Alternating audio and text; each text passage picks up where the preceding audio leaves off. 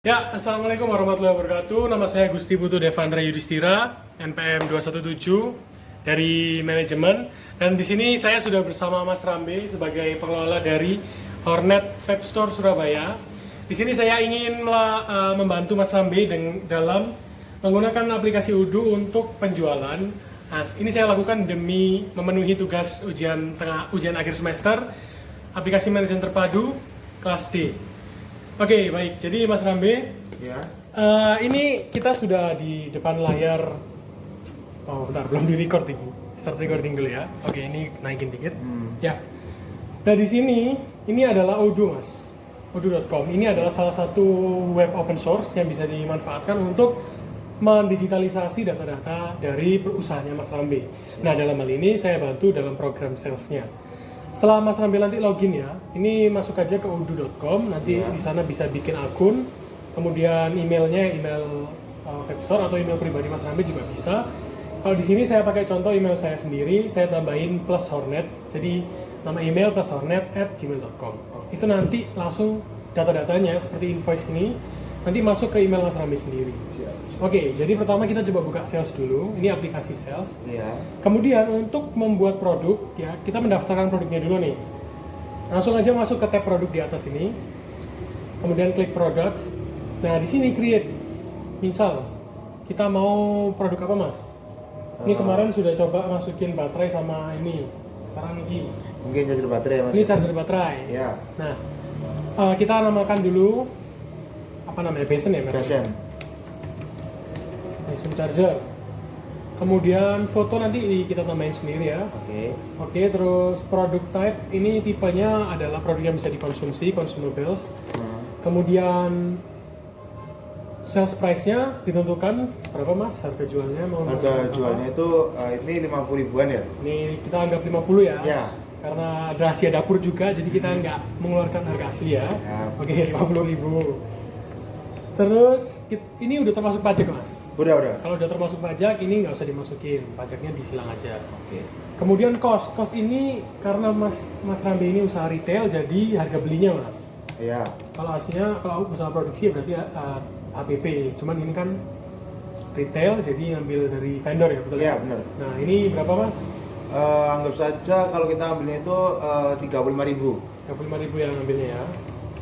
Oke, kategorinya ini kita masukkan ke sellable yang bisa dijual. Kemudian barcode, kalau misalnya memang ada barcode bisa di-input. Kalau misalnya belum ada barcode yang terintegrasi sama open source ini, berarti ya di-skip dulu aja.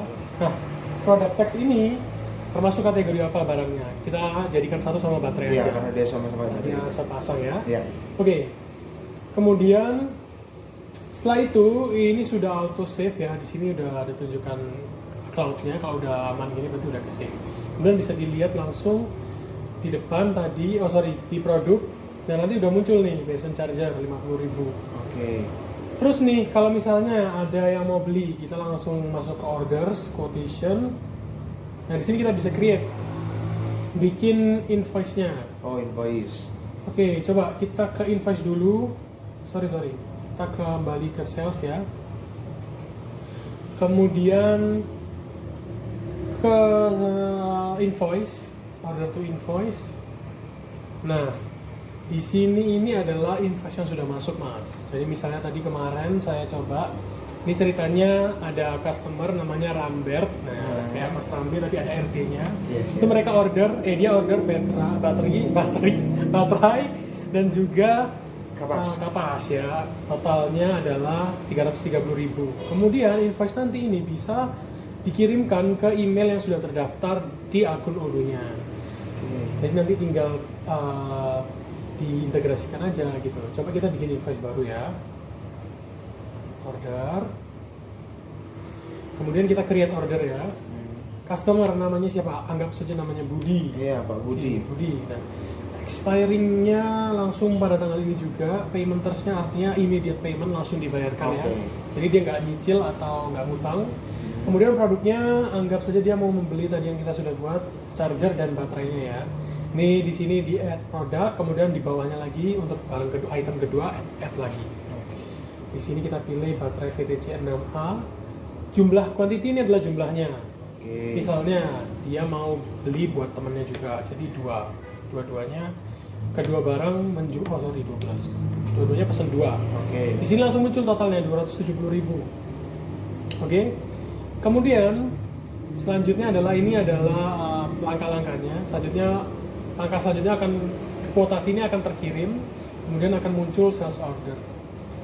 Oke, konfirmasi yang sudah terpesan tadi. Kemudian kalau memang mau lihat invoice di email, Anda bisa pencet send email di sini. Kemudian nanti bakalan masuk di emailnya, langsung dicek aja. Oke, sebentar masih belum masuk ya. Nah, ini dia. Nama ini data customer bisa diisi sendiri nanti gitu. Kemudian ini tadi ini kalau masnya mau ubah pesannya, misalnya your order, ini nomor pesanan, jumlahnya. Kemudian kalau mau ditambahin kata-kata terima kasih telah memesan itu, nanti ya dia edit sendiri untuk template dari isi emailnya. Oh, itu maksudnya template ya? Yes, betul. Langsung dikirim aja. Oh ya, alamat recipient sini alamatnya. Jadi alamat email tuh mau dikirim ke siapa gitu. Nanti langsung muncul. Coba sorry. Kita coba kirim ke saya ya, biar nanti viewernya yang lihat video bisa lihat contoh dari invoice-nya. Nah, ini yang saya daftarkan tadi. Oke, dikirim. Kita tunggu prosesnya. Oke. Apakah sudah masuk?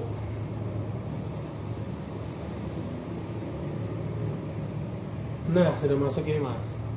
Kita langsung buka aja di sini invoice-nya. Nah, kira-kira seperti ini. Jadi nanti ada deskripsinya barangnya, kuantitasnya, harganya. Kemudian ini karena sudah termasuk pajak di harga tadi, jadi pajak kita kosongi dan keluar totalnya begitu. Oke, yang selanjutnya kita bakal daftarin vendor di mana Mas Rambe ini apa ya bahasanya, kulaan ya, restock gitu. Masuk ke invoice. Kemudian di sini di vendor sini pilih aja produknya, vendornya. Nah, kita coba bikin vendornya, sebut saja siapa vendornya, perusahaan atau individu? Biasanya perusahaan sih kalau dari stok. Ngambil dari perusahaan. Dari mana itu mas? Misalnya kayak Joko Company. Joko Company ya. Ya. Oh iya, sudah nulis. Ya. Oke, alamatnya ini semua datanya bisa diisi mulai dari alamat, kemudian tax ID kalau mereka punya, nomor telepon, email dan lain-lain. Kemudian kita langsung ambil aja contohnya di sini. Ini saya sudah bikin. Ini contoh dari individual. Jadi kita ngambil vendornya perorangan. Contohnya aja. Kontak, alamat, kemudian yang lain-lain bisa dapat diisi. Kemudian kita masuk aja ke produk. Nah, ini tadi produk yang sudah kita bikin ya. Ini juga ada di dalam invoice ini. Oke, kira-kira gitu sih untuk salesnya ya. Jadi mulai dari mendaftarkan produk, kemudian kita bisa bikin invoice tadi, bikin pemesanan, kemudian juga mendaftarkan vendor tadi. Oke? Kira-kira gitu untuk yang salesnya.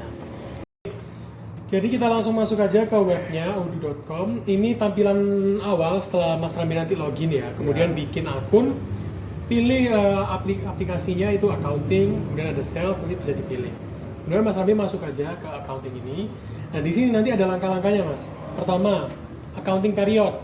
Ini periode pembukuan ya kalau nggak salah. Jadi buku itu dibuka tanggal berapa, kemudian diakhiri tanggal berapa pencatatannya. Kalau standar perusahaan kan biasanya akhir tahun ya, 31 Desember.